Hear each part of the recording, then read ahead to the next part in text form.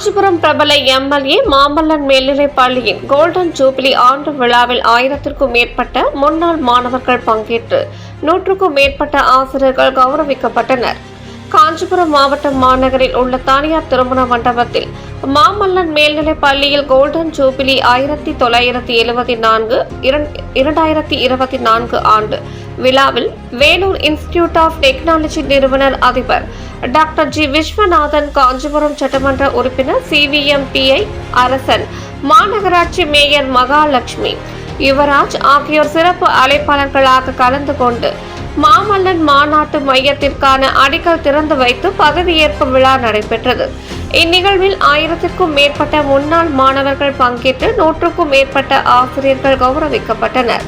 இந்நிகழ்ச்சியில் முன்னாள் மாமல்லன் பள்ளி தலைவர் மருத்துவர் VM சங்கரன், மாமல்லன் பள்ளியின் தாளாளர் SR சண்முகம், மாமல்லன் முன்னாள் மாணவர் சங்கத்தின் தலைவர் M லட்சுமணன், டாக்டர் VM பங்கரன் மற்றும் பொன்விழா உறுப்பினர்கள் ஏராளமானோர் பங்கேற்பு கலந்து கொண்டனர்.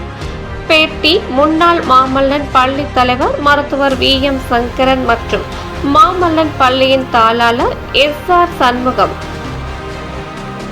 சான்றோர் குரல் செய்திகளுக்காக செய்தியாளர் வெங்கடேசனுடன் செய்தி வாசிப்பாளர் வித்யா.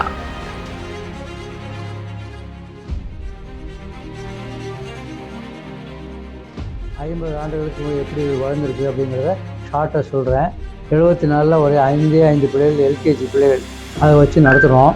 அப்புறம் அது லோவர் லெவலில் primary school, high school, higher secondary ஸ்கூல்னு ஆகி 100% ரிசல்ட்டு ஒரு வருஷமும் ஆரம்பித்த நாளில் இருந்தே 100% பாஸ் 10th-லையும் 12th-லையும் இருக்கிறாங்க.